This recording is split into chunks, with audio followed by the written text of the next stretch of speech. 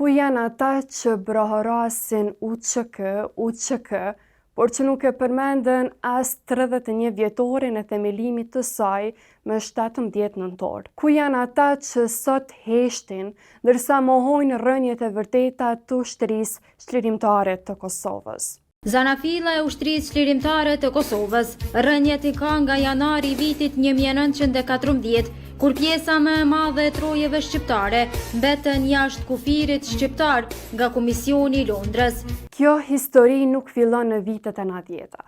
Zanafilla e saj shtrije shumë më thellë në janar të vitit 1914, kur trojet shqiptare u ndan padrejtësisht nga Komisioni i Londrës. Atëherë nisi rezistenca që nuk u ndal kurrë, nga Izboletini, Hasan Prishtina, Azem Galica, Rifat Berisha e deri te Shaban Polluzha.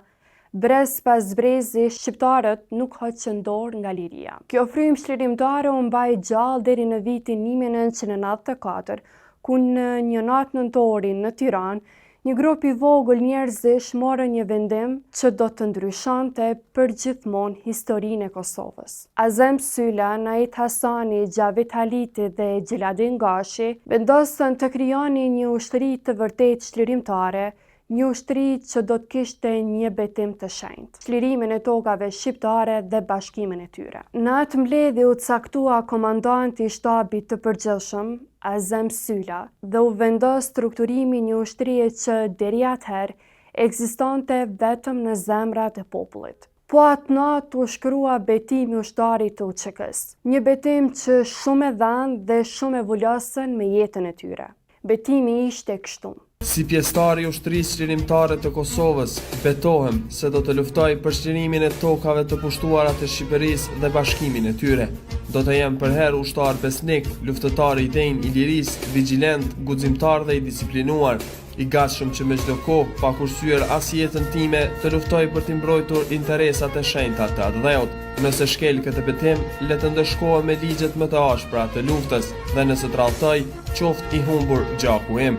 Betohem. Pikërisht ky themelim i heshtur, i rrezikshëm dhe i mbuluar nga terri i pushtetit serb u bë gurthemeli i lirisë që Kosova sot e gëzon. Nait Hasani, një prej themeluesve, e kujton atë kohë vështirë dhe thot se krijimi i UÇK-s ishte vepra më sublime e popullit shqiptar. Themelimi i ushtrisë çlirimtare të Kosovës kur është zbon në 94 në nëntor, ajo ka qenë faza kulminante, do thotë që kemi pas tani një ide, kemi pas tani një mbështetje politike, tani ka qenë një luftë tjetër me luftu mbrana vetës.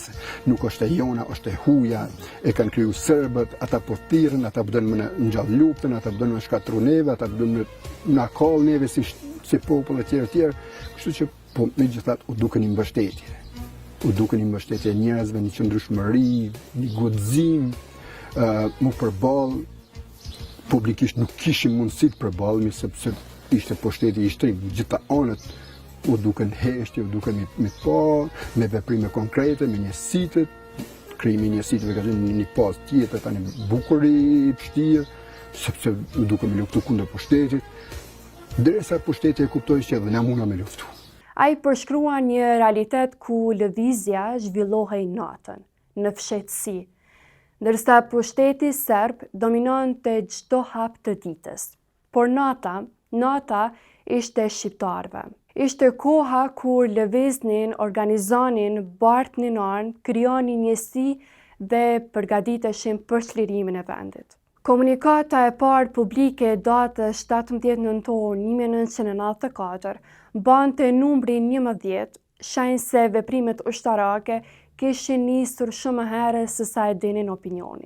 Në vitin 1997, mbështetja e hapur nga Tirana, nga ministri Sabit Brokaj dhe drejtori i Shikut Fatos Klosi dhe generalët që ngritën bazat në Durrës, Lubisht, Has, Tropoj e Kuks, i dha UÇK-s hovin e madh drejt çlirimit. Në këtë periudhë dhjetra e mira çlirimtar ju bashkuan radhëve të saj. Në vitin 1996, edhe Adem Jashari, Hashim Thaçi, Kadri Veseli e shumë luftëtarë të tjerë u rreshtuan nën flamurin e UÇK-s. Dhe pastaj erdhi dita që do të ndiste shpresën e një kombi. 28 nëntori i vitit 1997 në Laush të Skënderajt. Doli publikisht ushtria shlirimtare e Kosovës, e udhëhequr nga emra që sot janë simbole: Muj Krasniqi, Recep Selimi dhe Daud Haradinaj. Kjo dalje nuk ishte vetëm shfaqje, ishte sfidë, ishte betim, ishte sinjali se liria nuk do të vononte më. UÇK-ja e lindur në heshtje u bë zëri më i fortë i historisë shqiptare dhe faktori vendimtar për çlirimin e Kosovës nga okupatori shekullor. Kjo histori është e vërteta e themelimit të UÇK-s dhe përtej heshtjes së sotme, ajo mbetet rrëfimi më i fuqishëm i sakrificës së një populli që zgjodhi të mos dorëzohej kurrë.